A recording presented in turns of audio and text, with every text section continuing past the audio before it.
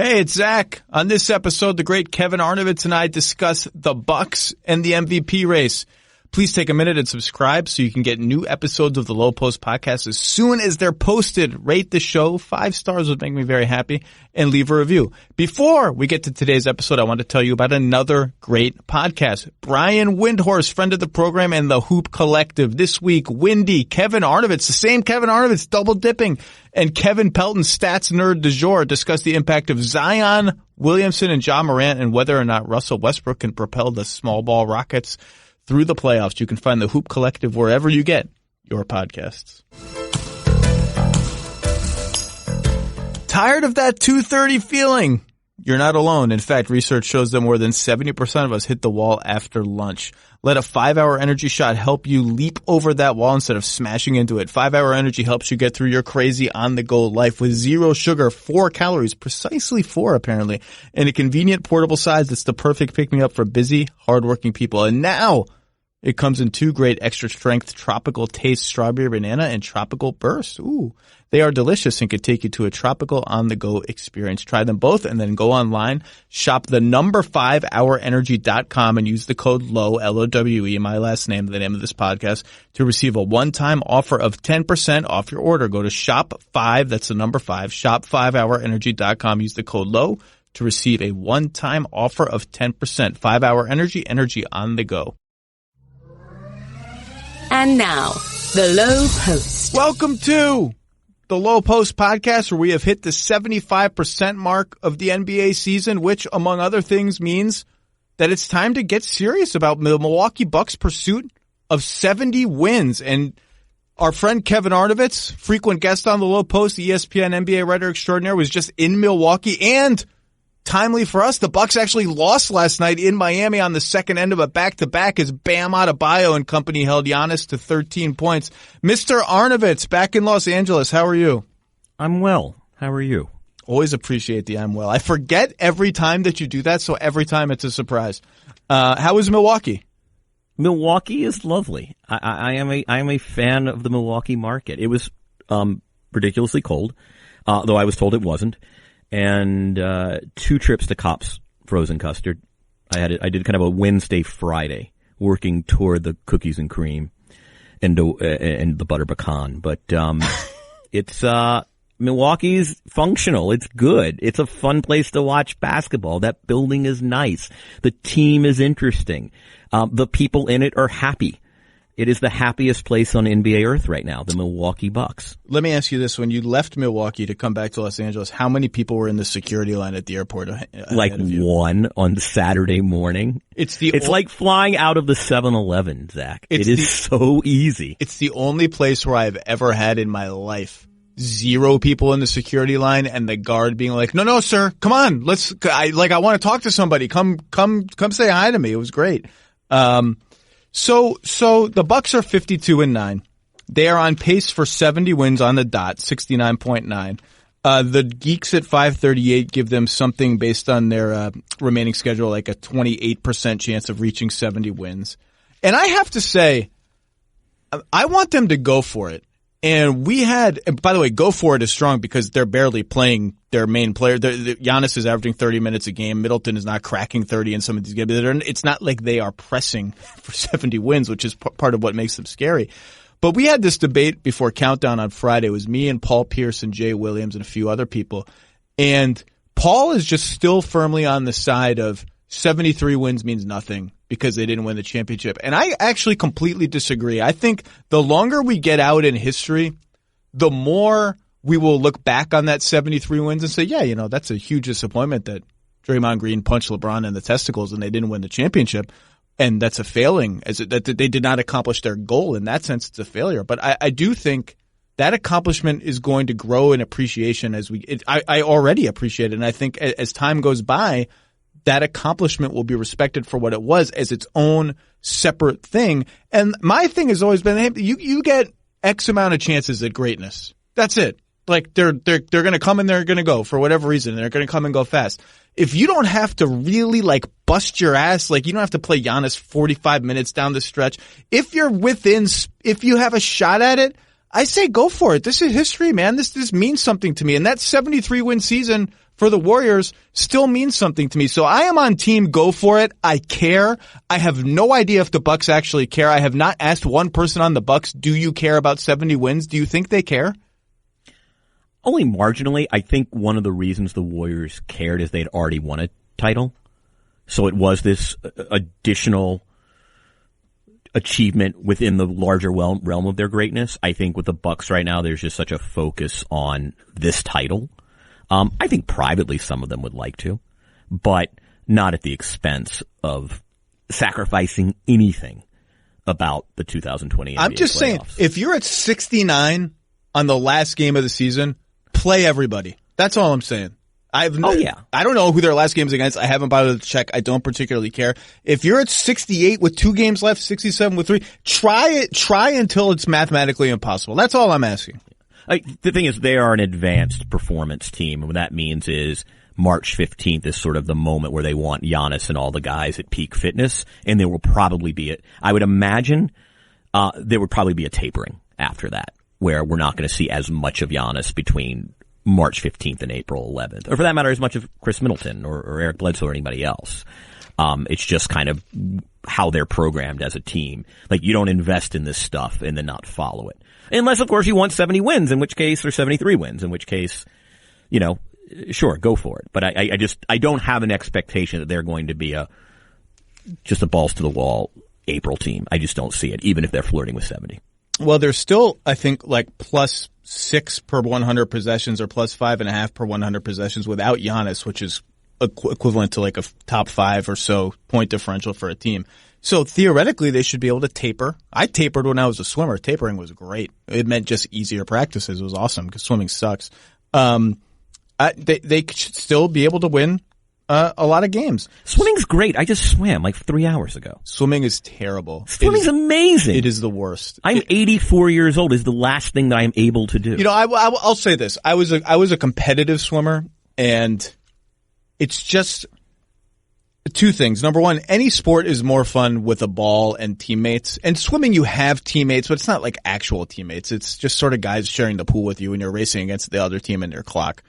And just going up and down, it's just pain. All it is like pain at various speeds and intervals with various arm and leg movements. It's just pain. It's just, okay. I think any sport with no people and no devices is amazing and meditative. And it's like, I call it my 30 minutes of sanity. See, but the other thing, to be great at swimming, and I was not, and I think this is true of tennis and running and any individual sport that is physically taxing in an endurance way, I think you have to have like half a screw loose to be great at those sports. Because I was a distance swimmer, and I was a mediocre to good distance swimmer. Mediocre. What is distance, by the way, in the context of high school? Because I was never a competitive swimmer. 500 like, freestyle. I'm a guy who does a mile 3 or 4 days a week. 500 freestyle. So that's like half, that's 500 meters? Yeah. Well, that's nothing. That was the longest race. I'm doing 1600. Yeah, that was the longest race. I'm awesome. Look at this. Oh my God. So on our team, which was a state championship team every year, I was mediocre. In the scheme of things, I was very good. But the way to get really good at distance swimming is just to sprint. Like, you have to trick your mind into being like, I'm just going to sprint until I can't do it anymore. And then I'm going to slow down and pace myself. Whereas I was a wimp and or sane. I'd like to think sane.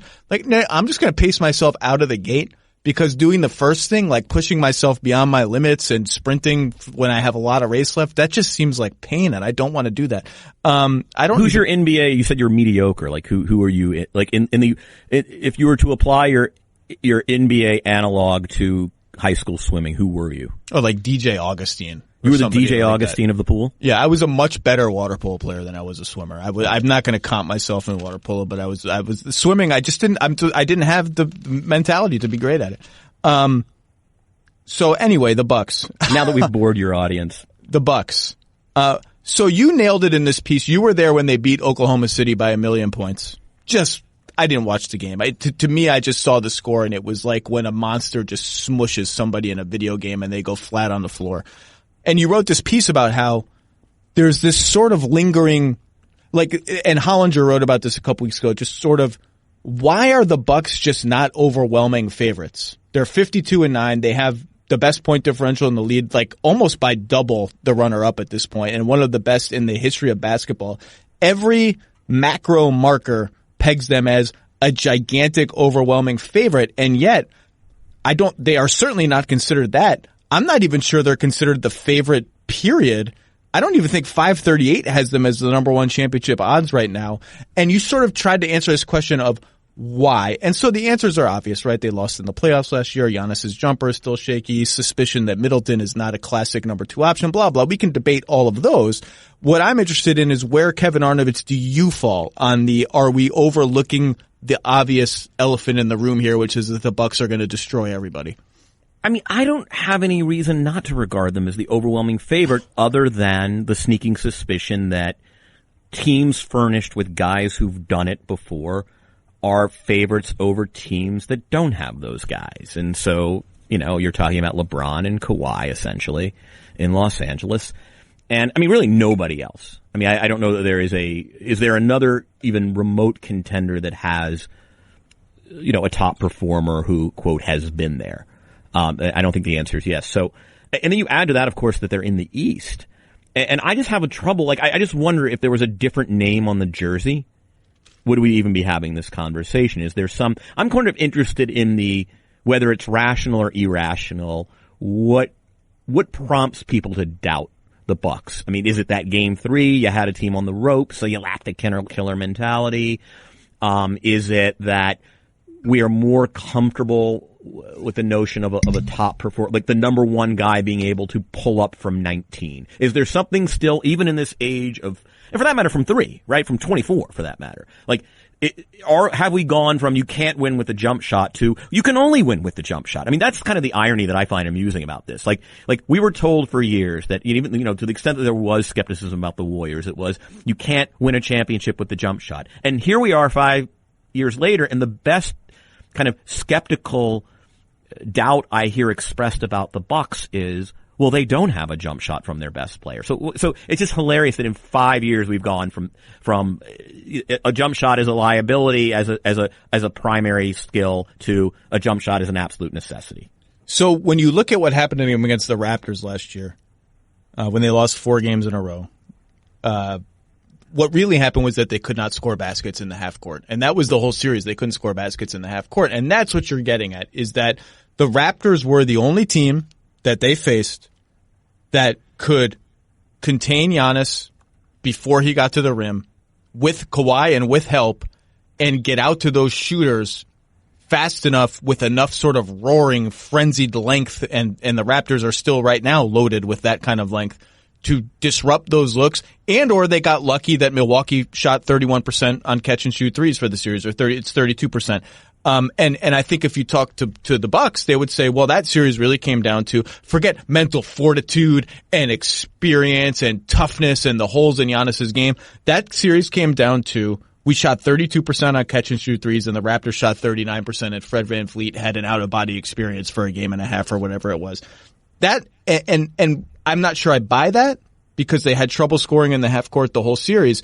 But that's sort of what you're getting at with the Giannis stuff. I think some of the suspicion also comes down to this. Mike Budenholzer is the best low-hanging fruit coach in the NBA. And I mean that as a compliment. That is not even a backhanded compliment. It's just a compliment. I'm going to come in here, and here's what we're going to do. We're going to shoot a lot of threes because we have this all-world Wilt Chamberlain / Shaq, but also can dribble, but can't really shoot very well. So we're going to surround him with shooting. We're never going to foul because that's dumb if you can help it. We're going to get every defensive rebound, and we're going to protect the rim at all costs and make teams shoot pull-up jumpers on us. And sometimes they're going to make those pull-up jumpers, or sometimes we're going to run into a stretch 5. Even Kelly Olynyk last night gave them problems on pick-and-pop threes to the point that they had to switch the matchups. Yeah, sometimes that'll happen, but in the aggregate, that's all the low-hanging fruit. And we're just going to win a lot of games that way. The low-hanging fruit is gone in the playoffs. The playoffs is about the high-hanging fruit. And so everything you do that's geared toward like making mediocre players shoot jump shots, well, suddenly those players are better. We're not going to foul. Well, you're facing teams that are less dependent on free throws in a lot of cases, or offensive rebounds. And so the playoffs is a different game. It's a matchups game. It's a high-hanging fruit game. So I think some of the suspicion of the Bucks is that a lot of what makes them great in the regular season only carries over somewhat to the playoffs. I think that's fair to a point because the same thing applies almost to every other team. Like there are certain teams that are definitely sort of more classic playoff ready teams. The Clippers strike me as that kind of team. The Raptors last season struck me as that kind of team. But the talent on the other side goes up for everybody. So no matter what you do that works really well in the regular season, it works less well in the playoffs by definition. But I do think that applies a little bit more to the Bucks than it does to a typical contender. Does that make any sense to you? Yeah. So let me ask you a couple of questions. When we say that certain teams are better equipped for the playoffs, is that a euphemism for we have a guy who can work in isolation or perhaps off a middle pick and roll, who can then step off for a 19-footer or for that matter, a 24-footer? I mean, maybe it's Kyle Lowry hiding behind a screen. Is that just what we mean by playoff ready? And that, okay, this is a team that relies more on read and react, these sort of wicked reversals. I mean, sure, they run pick and roll like everybody else, but there's a certain, in some ways, one could argue, well, Rick Adelman teams, another coach who really relied on read and react. And Zach, we know how beautiful that stuff was in the regular season, and for that matter, through the first couple rounds of the playoffs. Those Kings are my all-time favorite. Oh, me too. Non-championship team. And so, is that just a euphemism for you better have a Kawhi, you better have a LeBron, and Giannis for all of his genius, and he's running away with the MVP race, and I take issue to anybody who says it's not skill to get where you want to on the floor. I had an interesting conversation with him, because before I started asking him about this line of thinking, one-on-one, and he kind of stopped me. He's like, look, I was stubborn. That's the issue. Like, I'm not going to jump over 5 guys in the paint. You might. Forget about it. You actually might, Giannis. I hate to contradict you about yourself, but you actually might do that. Right. Now, that's an impulse, right? But I just wonder, when we say is a team playoff ready, are we really saying that they can run ISO from the top when the ballet turns into a tractor pull, when nothing works, because nothing ever works in the playoffs, every possession is a fire drill?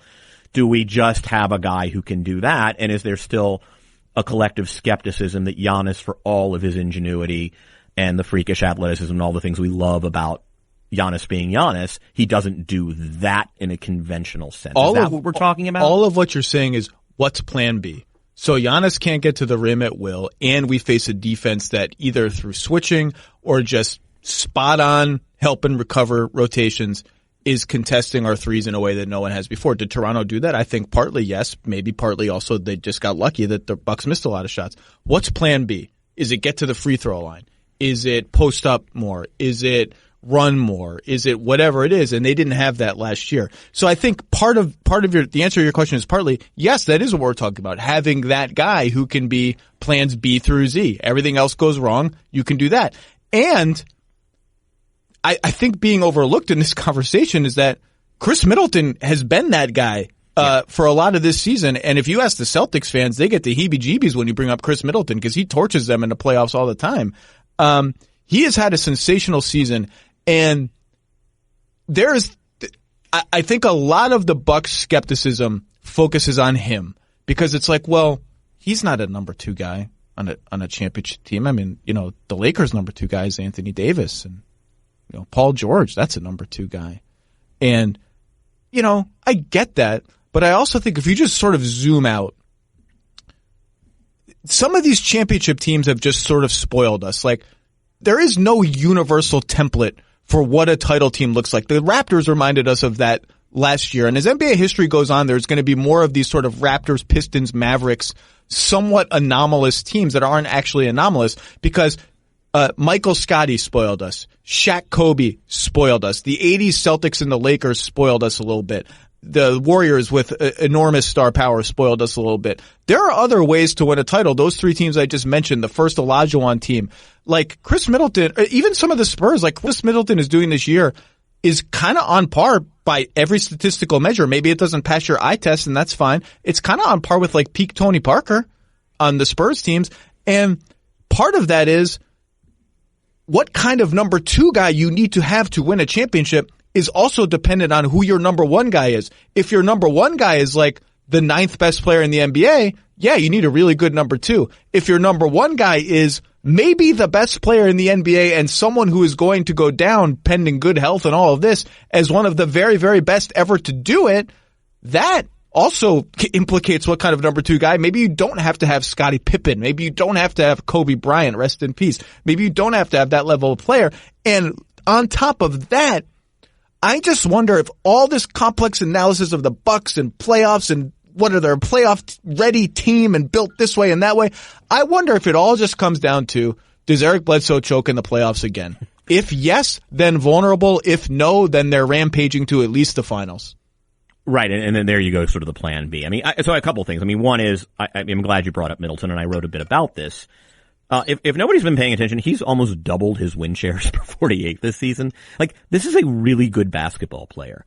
By every measure. And by the way, it's not like, not a playoff guy. I mean, I don't know. True shooting percentages in the last 2 playoffs of 71.9. He's torched the Celtics. And 56.7. I mean, and the other thing is kind of who Middleton is within the context of the evolution of the team. And one of the things I wrote about is when you talk to people who admire Mike Budenholzer but have critiques, one of the things they say is he flexible enough in the playoffs? System-oriented coaches tend to be very faithful to those systems. And, Middleton was a guy when I came across him last year when I, kind of did a piece prior to Christmas. He was a person who was a little frustrated. Now, he wasn't complaining. I mean, he was very intent on figuring it out, but there's certain ball players, and we've talked a lot about this, in past shows, that guys who like want to know where their shots are coming from and how they're going to be administered. It's the difference between people who like to change their plans and people who don't like to change their plans. In the parlance of the, pseudoscience of Myers-Briggs, if you're a J or you're a P. And like Chris Middleton's a J. He's a guy who wants to know what the plan is and wants to know, hey, they're going to call my number. Somebody's going to wiggle a couple fingers in the air, and that means I'm going to get a mid-post set, right? Or, I'm going to get to work in a middle pick and roll or whatever it is. I mean, again, and generally speaking, that system, since it's been adopted, doesn't afford for much of that. What's really interesting when you talk to kind of everyone around the Bucks, as I did last week, one of the things they kind of volunteer is, it's so great this year. And one of the coolest things has been to watch the staff and some of the players who aren't native to this particular kind of offense kind of come together. Like I was at a game early in the season, Bucks at Houston. And they won that game. How? By posting up Brook Lopez 11 times. Which they're doing much more this season. Right. And by the way, they should do, because it's one of the very effective counters to, I put my center on Giannis. Who do I have left to put on Brook Lopez? And I think when you talk about Bud as someone who doesn't adjust in the playoffs, this is what you're getting at. Against Toronto last year, and against Boston it didn't matter because Boston was falling apart at the seams. I do think it's fair to, I wanted them to get more predatory, to get more vicious, to say, where is the worst defensive player on the Raptors? Okay, let's run something with Giannis to try and get a switch with that guy covering Giannis. And there are some other things they can do against different kinds of personnel that we can talk about. I think when you're talking about what's plan B, I think getting out of the system when the system is bogged down and saying, let's be mean. Let's be cruel. Let's use Giannis like the Cavs have always used LeBron against the Warriors or whoever other team. Find the little guy, find the weak guy. And look, the Raptors don't have many weak guys. You good luck posting up Kyle Lowry. What's going to happen is he's going to steal the ball, fall over, and get a charge call. It's not going to work. You're not going to post up Anunoby. You're not going to, there's very few guys on Van Vliet maybe. But I thought that is something looming there as a sort of, when you talk about, well, what does it mean to make adjustments, to be more adjustment oriented to the playoffs? When your offense is bogging down as it did in that Toronto series, that's a place where I'm curious to see. And to your point, posting Lopez more this year, I think is a hopeful indication that if push comes to shove, if their backs are against the wall, if they're having trouble, they will sort of engage that mode a little bit more than they did. Yeah, and listen, I don't think Mike Budenholzer and their other coaches, and for that matter, Pop wasn't like this and Kerr isn't like this. I mean, I think there are certain coaches who are never going to hunt mismatches as a matter of course, but I'm with you, and you're already starting to see it. I mean, Middleton's improvement this year is not, at age, what is he, 27? It's not like, he grew an inordinate number of skills. It's, hey, this is a collective experiment. And what did the staff do? And Bud and Chris and everyone kind of came together and said, you know what? We can afford this. Like, there's nothing sacrosanct against or a violation of the holy system that precludes getting Chris 8 possessions to 12 possessions a game where, he's kind of, he's being Chris Middleton, I mean, he's sort of deliberately working against a matchup and that's how he sort of sees the game. And yeah, the guy's got vision. He's not going to just ram it down and it's not going to turn into a mid-range fest. And again, as you say, with Lopez, I mean, I'm with you. I mean, to me, they've missed Brogdon a lot less than I thought they would. I thought they need that perimeter attacker, and the thing I've always loved about Brogdon is just his absolute determination to get to the hole in a league where that's not as common as it used to be for guards. And Bledsoe's been pretty good. I'm with you. I think, if the skeptics have a point where, hey, we can't say empirically they're not the overwhelming favorite, there's just something that doesn't smell right here, I would say that most likely Bledsoe is, I think, their best case where, and I do wonder what are the contingencies, when or if, Bled just doesn't have it on a given night, or, to me, he's the starting pitcher who's kind of taking the cap off, walking around the mound in the 4th inning when he's getting beat up. It's like, what happens at that moment? Do you go to the pen? Do you, what do you say to moderate it? And look, maybe he's fine. I mean, watching Bledsoe defensively, you talk about this historic defense. He is such a key part of it. I mean, I don't like to drag Bledsoe because I just think I like to focus on all the things he does, but there are moments in a conference final against a team like Toronto where, even if it only happens on occasion, that's the moment it happens when what he doesn't do becomes an issue. No matter how good you are at lots of stuff, if the other team decides they don't have to guard you and they don't, you become a liability. It's that simple. And that's what happened to Bledsoe in the playoffs last year and that series last year. And I'll tell you what they're going to do if that happens again. They're going to go to the bullpen. They're going to go to George Hill because George Hill has been sensational this year. He's shooting 50% from 3. But I'm glad you brought up both Lopez and Bledsoe because they're connected in this sense. You asked before, what does it mean to be a quote more playoff ready or whatever team? And we talked about the ISO score and the plan B. I think what people are also looking at is Lopez is still the point of their defense, as great as he is, that because of their scheme, we can pick on him a little bit. Pick on him in this sense. He wants to drop back in the paint, way in the paint, on every pick and roll. So what does that expose? It exposes off the dribble threes for point guards and wings who can shoot them, because if that screen hits, they're going to have space.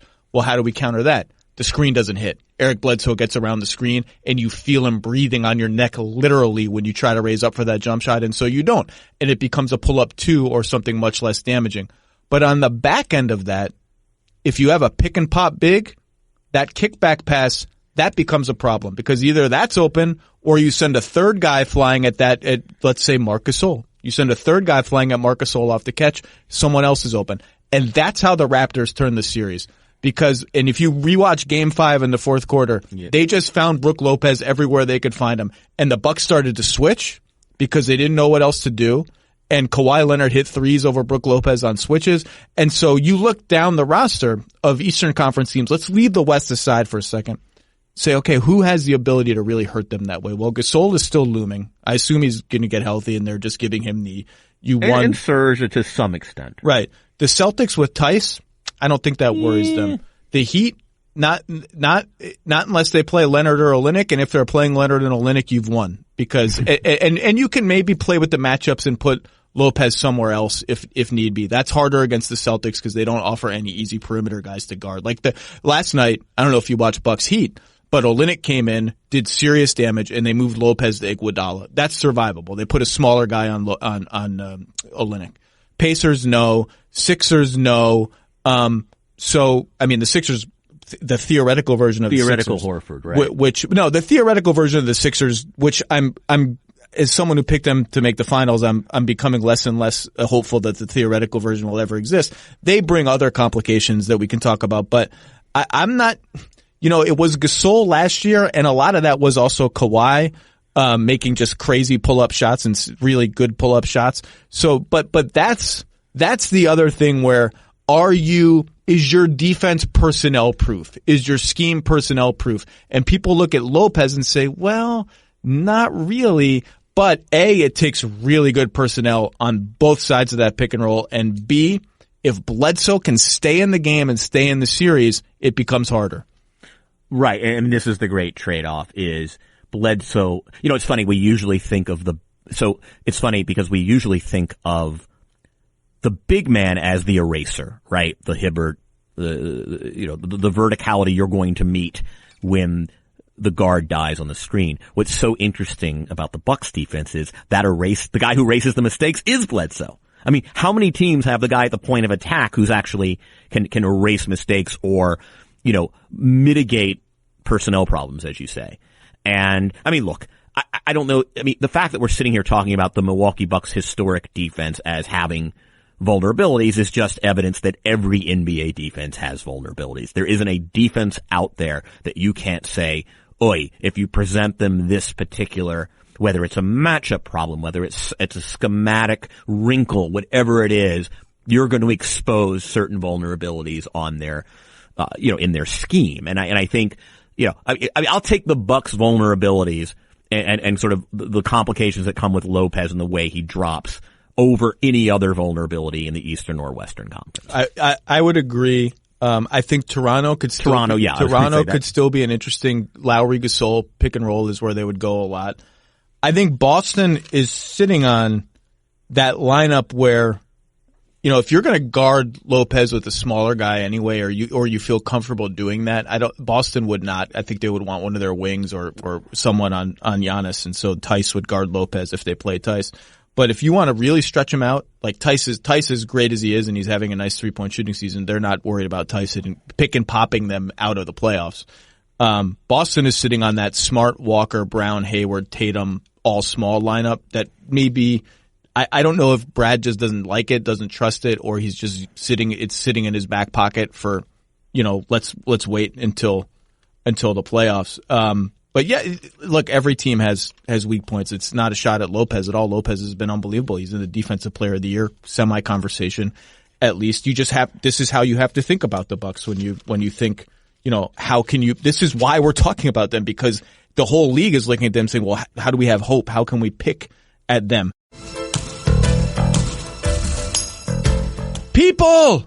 Do you ever feel like ticketing websites make getting to the event difficult on purpose? It's as if they're so big they can get away with not caring about the customer experience, which is the only thing they should care about. With millions of live event tickets and a price match guarantee, SeatGeek proves there's a better way. SeatGeek pulls together millions of tickets from all over the web. You only need to go to one place, not 10 secondary market sites. And then it rates each deal on a scale of 1 to 10 and displays them on a very easy-to-use interactive seat map. Green dots mean good deals, red dots, maybe not as good.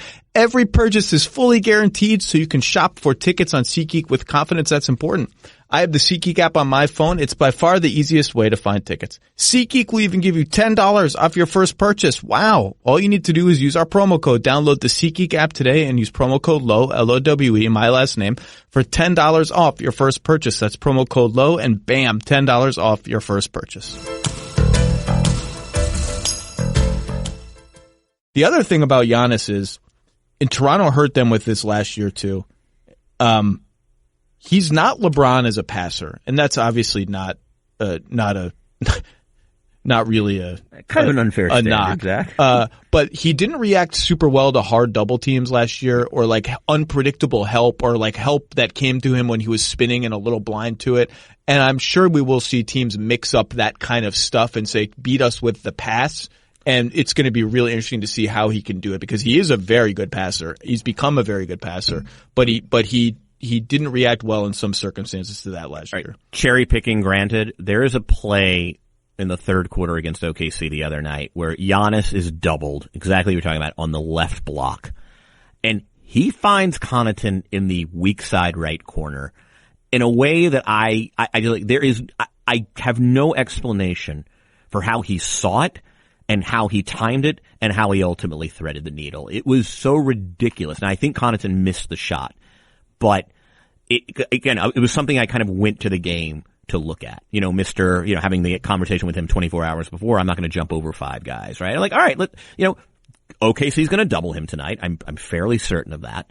That's not a reach, and I want to see how I'm going to watch, and again and again, like he's better at it. Now again, the pressure of the defense, it creates a situation where the impulse of the guy who has been passing beautifully out of double teams all winter, just now he wants to jump over 5 guys, and we'll see. I mean, so much of what we're talking about is can Giannis do X? Can Paul George do Y? And when you talk about these primary players, it's really a question of impulse. I mean, they all have a ridiculous repertoire of skills. It's how do you apply it? I mean, and listening to kind of Giannis say that this now gives me something new to watch. Like, he's going to encounter schemes similar to what Toronto threw at him last season.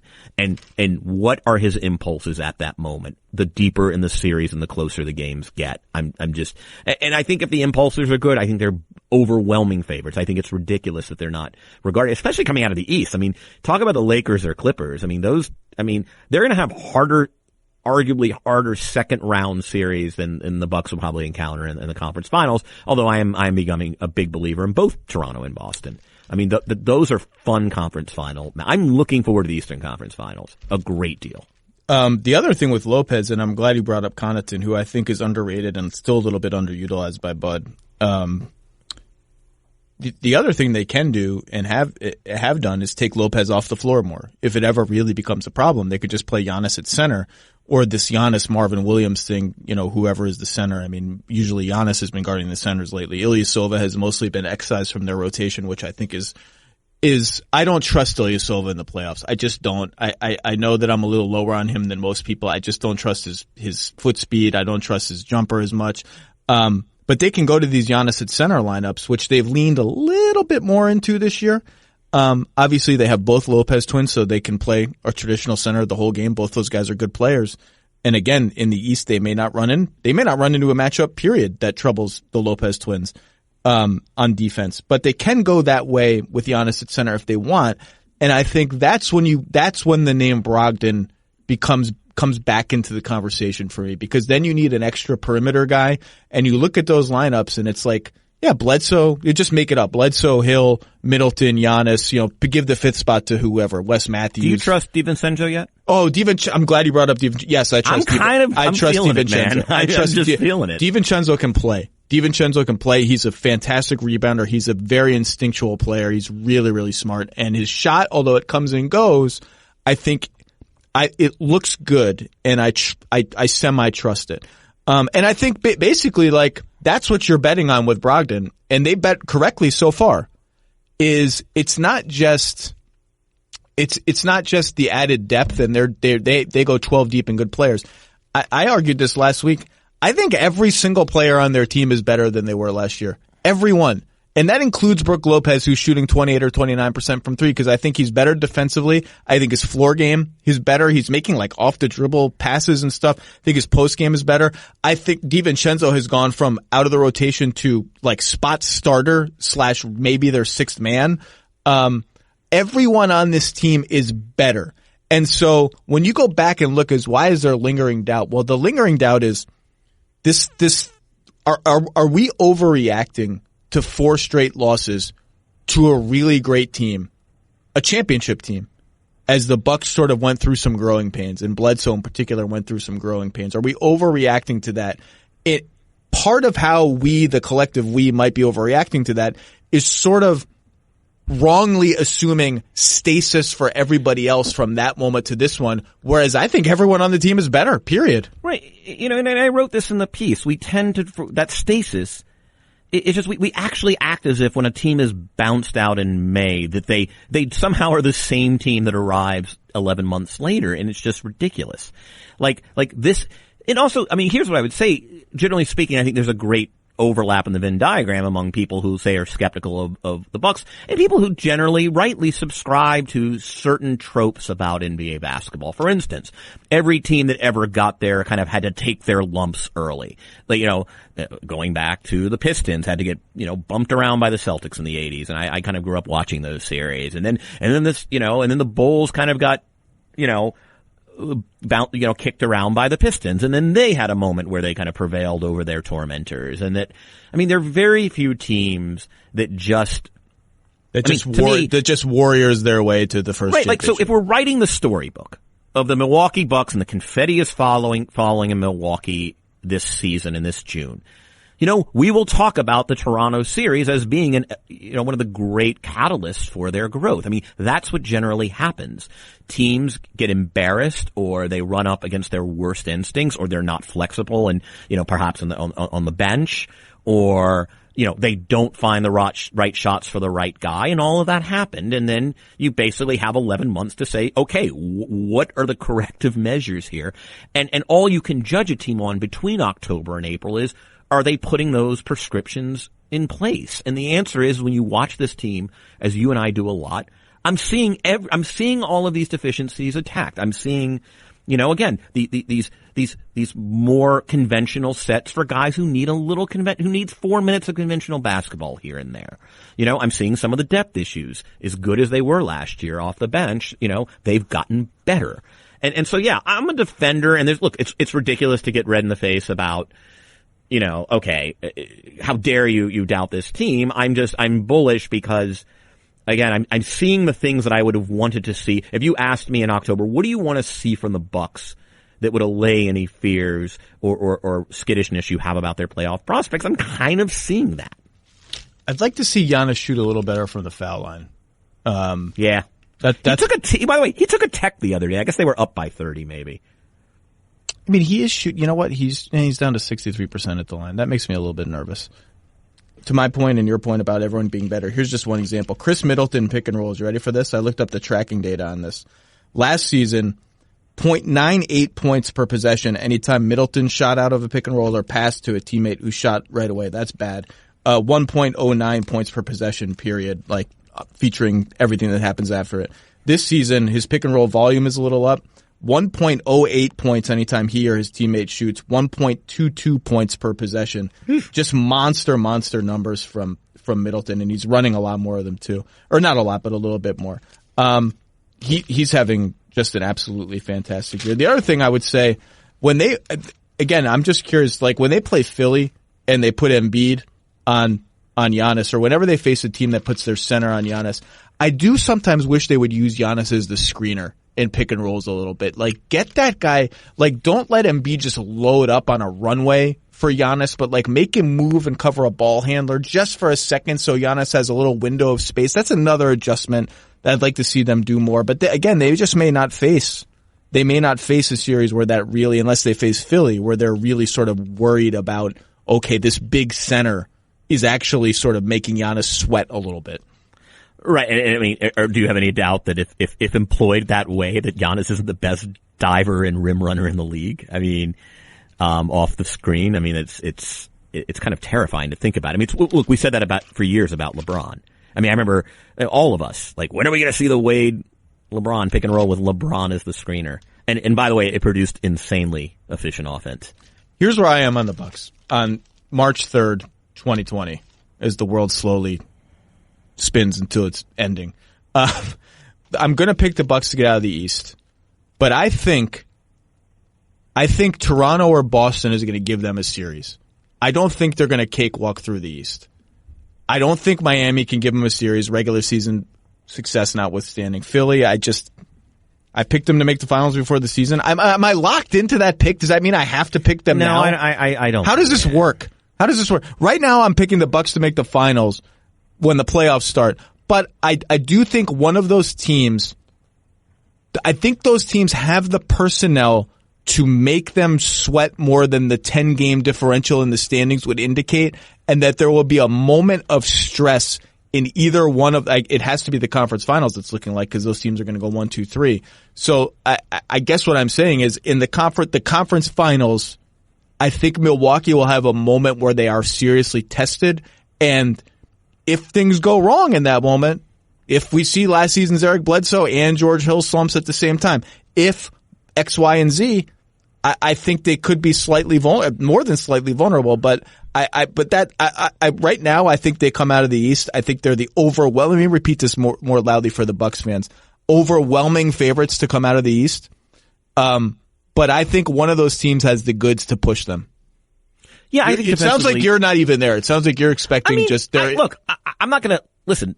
all season long, the Raptors have demonstrated they have more defensive creativity than any team in recent memory. I mean, they have an ability to respond with tailored solutions for difficult matchups. And I suspect in a 7-game series, they're going to figure that out at least 2 games. And then let the chips fall where they may. And it's going to be, by the way, it's going to require Fred VanVleet going crazy or Norm Powell just becoming this, this multi-purpose guard who can attack and just completely scramble. And then again, when you go back to Boston, I love the amount of ground that defense covers, like fluently with absolute promptness. Like I've enjoyed watching the Celtics defense. I love how they impact the ball. Like I love how they kind of, they scram, they rotate out beautifully. I mean, it just reminds me of like a really good kind of Spursy defense from back in the day. It's on a string, all those cliches. I just think Boston's really good. And they're really good. And then again, what Tatum is doing, like I love that he's working, much less off the, off isolations and now they're kind of, he's become a dribble handoff pick and roll guy who, by the way, if you need to, in a fire drill can still be your guy with 6 seconds on the clock. And Kemba's a pull-up 3 guy, obviously over the Lopez drop. Now on the other side, like I said, if Kemba's on the floor, and it's struggle time a little bit for the Bucks or it's close, like I want them to give Giannis the ball or put him in a pick and roll one way or the other and say, where is Kemba Walker? Hunt him down. And then, look, I also think the Celtics are really good. The Celtics have proven they are really, really good when one of their 4 best players, Hayward, Tatum, Brown, Kemba, doesn't play. Like when Kemba's off the floor and it's like Smart, it's their starting lineup, but essentially Smart in Kemba's place, they are really hard to score on. God, they're good defensively. By the way, how much fun, also the teams, this will be the 3rd year in a row if that matchup surfaces that I kind of like, I wouldn't call it a rivalry, but it's been a very interesting chess match to watch. So here's speaking of Boston, the flip side of are we overreacting to 4 straight losses to a championship team last year? Did we also overreact or should we check ourselves on so Milwaukee sweeps Detroit. That was not a team. Blake didn't play. They're not a worthy playoff opponent. And then they rampage Boston 4-1, winning the 2 in the Garden, in TD Garden to go up 3-1. Just end the Celtics as we know, as they were last year. Did we give them maybe too much credit for that? Like that Celtics team was kind of falling apart. Marcus Smart told me on this podcast a couple months ago that after they lost game 2, he could kind of feel the team splintering and knew it was going to be over. So I think if there's skepticism, some of it stems from, well, did they really do much in the playoffs last year? Like really? And I think, that it's interesting where you come out on, are we making too much of the 4 straight losses to the Raptors, or did we make too much of the first 2 rounds? I think both of those things honestly could be true.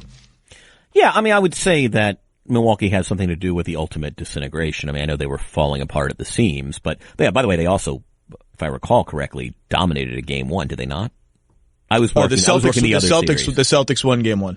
I do think 20. The Bucks had a very prominent role in shoveling the dirt on the 2019 Celtics. No question. And that's what I was so impressed with how they went to Boston and just drilled them in those 2 games. I was at both those games. It was a very impressive performance. Hiring is challenging, or so I hear. I've never actually hired someone. But there's one place you can go where hiring is simple, fast, and smart, a place where growing businesses connect to qualified candidates. And that place is ZipRecruiter.com/LowePost, the name of this podcast. ZipRecruiter sends your job to over 100 of the web's leading job sites. One-stop shopping. With their powerful matching technology, ZipRecruiter scans thousands of resumes to find people with the right experience and invite them to apply to your job. You can even add screening questions to your job listing so you can filter candidates and focus on the best ones. ZipRecruiter is so effective that 4 out of 5 employers who post on ZipRecruiter get a quality candidate within the first day. That's 4 out of 5, 80%. If you shot 80% at the foul line, that's pretty damn good. And right now, to try ZipRecruiter for free, my listeners can go to ZipRecruiter.com/LowePost. That's ZipRecruiter.com/LOWEPOST. ZipRecruiter.com/LowePost. ZipRecruiter, the smartest way to hire. Sometimes for inspiration, you just have to look up. For more than 60 years, the Goodyear blimp has fueled greatness on the gridiron by providing aerial coverage of some of the most legendary moments in college football history. When the Goodyear blimp rises above a stadium, it inspires players to reach higher and rise to the challenge of the game's biggest moments. Now it's your turn to go further with Goodyear. Discover tires made to rise above the rest. Learn more at Goodyear.com. Goodyear, more driven. You've already telegraphed your answer to this. You do not buy into the idea, burbling, it's burbling, Kevin, that the MVP race is open. There are a lot of good ball players. I just think there's one who, I mean, I'm not going to say that like LeBron James doesn't have a claim or, I mean, by the way, I think Anthony has been fantastic this year. And you know, I assume you're talking about Carmelo Anthony. Yes.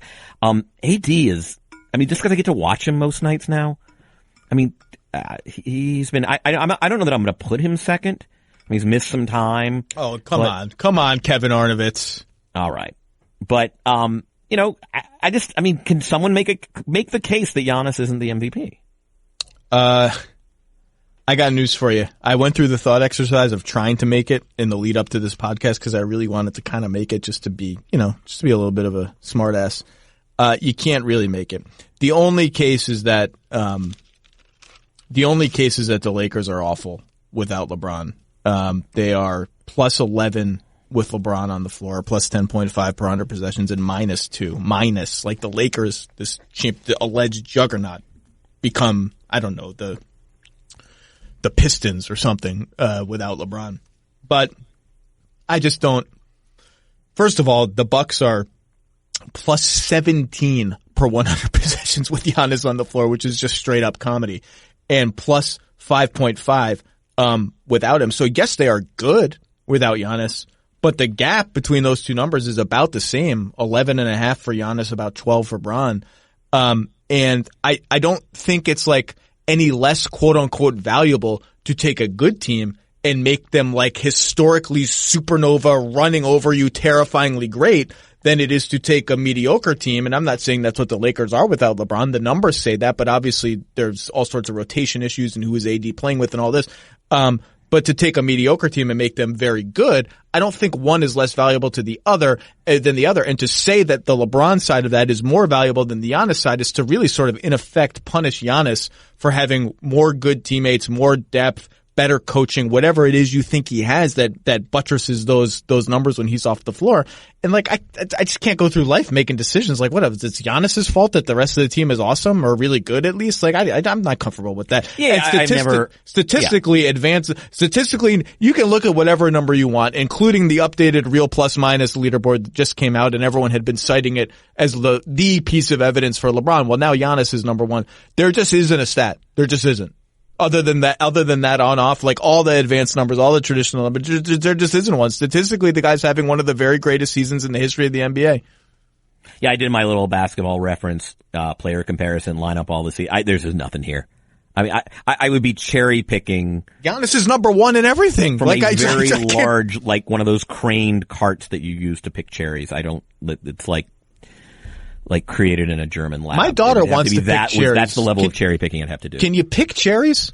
Like, can I go to a farm? Can I go to a farm and pick cherries? Because she's now obsessed. She wants to. We've picked apples because every person in New York City thinks apple picking is like the most fun weekend activity to do. I think it sucks. I drive an hour and a half through traffic in a rent-a-car to go to a farm somewhere, wait in line to buy a stupid bag, and then go pick apples. And then I come home with a bag of apples. What am I going to do with 30 apples? I don't know how to cook anything.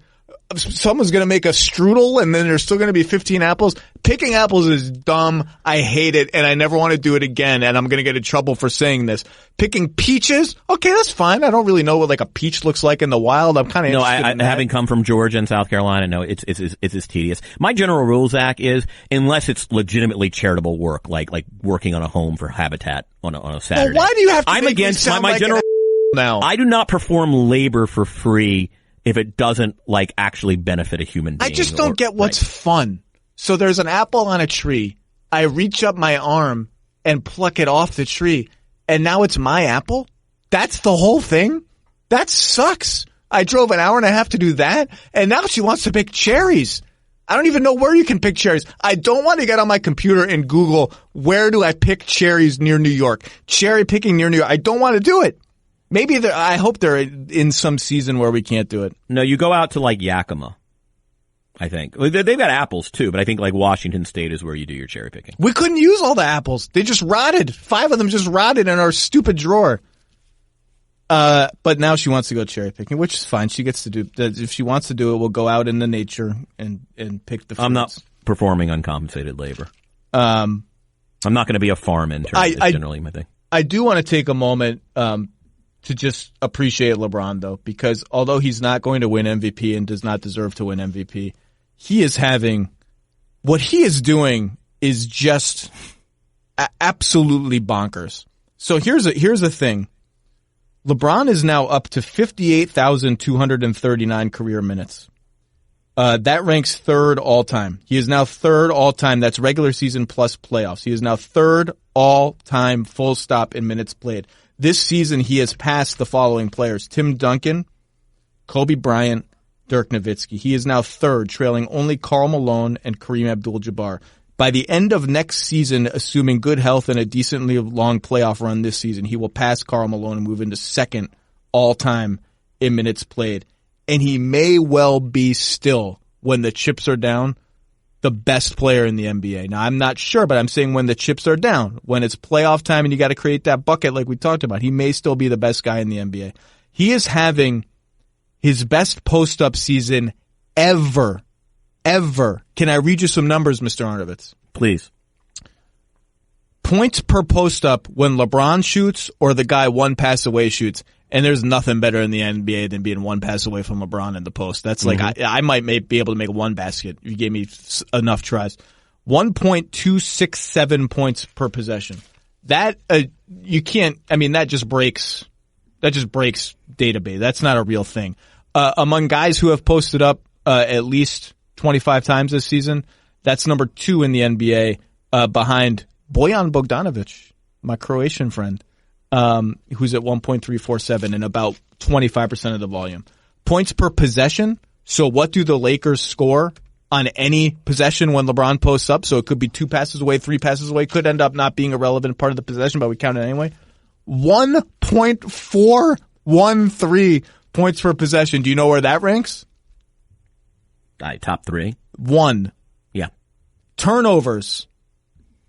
Only 4.5% of LeBron's post-ups have ended in a turnover. Of 118 guys who have posted up 25 times, that's the 5th lowest. The guy is just such a, it's not even fair. And what he did this is fresh in everyone's mind because of these 2 recent games against the Pelicans. Game 1, all right, let's try Drew Holiday. Drew Holiday's feisty, he gets under people's skin, but oh no, LeBron's just going to put him in the basket and dunk. Okay, guys, so that didn't go well. Game 2, we'll try a little bit of Ingram. No, we'll try a little bit of Josh Hart. That doesn't work. And he's just overwhelming everyone you put in front of him. And it's layups, it's dunks, or it's double teams and threes. And it's never been as great as he's been since he got a post game, which was really in the first championship season in Miami when he really became a post threat. This is the best he's ever played one-on-one. It's the best he's ever looked. It's the most in control he's ever looked. It's the reads are perfect every time. And he's just steamrolling dudes. Like, yeah, every once in a while he'll settle for that, sexy looking fallback jumper, which looks awesome when it goes in and is still not a great shot. But for the most part, he's just seeing Drew Holidays and Josh Harts and Brandon Ingrams and whoever else you want to put on him and saying, okay, I'm going to put you in the basket unless you send 2 or 3 guys running at me and then someone's getting an open 3. It is absolutely extraordinary what he's doing considering the mileage on him. It's just extraordinary. And I feel bad. I don't feel bad, but it feels like when you look at it and you consider his age, it feels like it should be an MVP race. And when you look at the Lakers in the standings, it feels like this should be a race. And it's just not, but that doesn't take away from just what we are seeing every night from LeBron is it's unprecedented. I mean, we talk about, it's just no one has ever done this before. I know it's not as if he hasn't played point, but kind of one of the fun things about the season is watching him. I mean, now it's not just de facto, it's de jure. I mean, he is the point guard of that team. And by the way, in related news, he leads the league in assist percentage. And assists. Just plain old assists. Which, by the way, it speaks to your post up in sort of, perchance, with, one player away. He controls the possession in a way that, apart from, I think, Chris Paul, there's nobody who exerts both his cerebral capacity and his physical capacity as a combination on a possession like LeBron, and watching him in the half court has just become, and by the way, with really good, but I don't think flawless accompaniments. I mean, obviously AD is a monster. I mean, Danny Green's a guy you want on the floor. He's sort of perfect as a pressure release, but just watching him master the point and be that guy, it has been so much fun on a regular basis. He's been crazy. Last thing on Giannis, the other thing I forgot to say that I'm curious about when push comes to shove is how much can he play? Because the Bucks, I mean, this year hasn't been an issue because the Bucks just aren't playing anybody. But, even in the playoffs last year, they were a little bit hesitant to really extend him, both in terms of how many consecutive minutes he plays and then how many total minutes he played. Like, he played over 40 minutes twice in the whole playoffs, and one of them was 40 minutes and 32 seconds in Game 6 against the Raptors when they were eliminated, 44 minutes in the double overtime game in Game 3, so that kind of counts. All of these guys, all the great ones, at some point they have a 45-minute out of 48-minute game in them, or 2 or 3.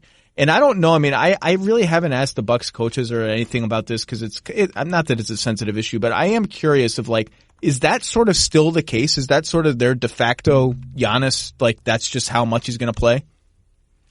I mean, I know there are a team that believes, in measuring the effectiveness per minute, and there's a certain point where a guy tails off. I'm also wondering, and I'm kind of looking it up right now, in terms of playoffs, I mean, how many do they have a lot of? I mean, they had basically 4 blowouts against Detroit. I'm looking at a 7-point, 3 out of 4 blowouts. Actually, they lost in a blowout, so they had 1 close game against Boston.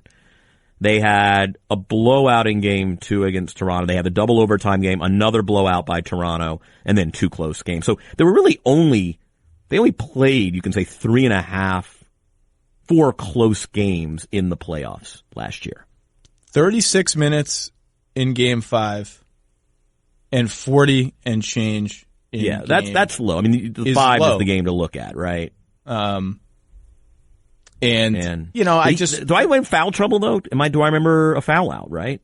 A controversial foul out. He did not foul out in any of the games against the Raptors. He had 4. He did have 5 in that Game 5, just FYI. I'm curious. And he played 39. Yeah, it's not nothing. It's just that, sometimes you just want your guy to, LeBron will play 46 minutes. He's played 48 minutes before. He will play the whole game. And some guys just aren't kind of not wired. Some guys just, they fatigue differently or they play so hard. I mean, I think the Bucks thing with Giannis is he plays so hard every second he's on the floor.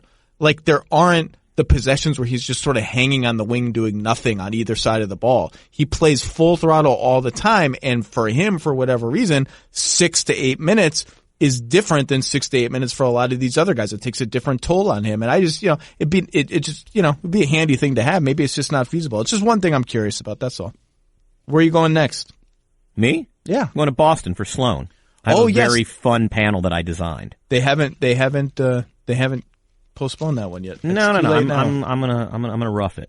Too late. Well, I will see you there. I'm getting on an Amtrak train. If I'm getting on public transportation, and going to NBA games, I'm going to a conference. So that's so I'll be getting on a train and heading up to Boston. I will see you there, and we will break bread there and watch some hoops. Mr. Arnovitz just broke a big story on the Clippers arena pursuit. Among many other things, writing about the Bucks last week, and appears across our platforms and does just absolutely stellar work. Kevin, thank you for taking a little time. Hey, thanks for having me.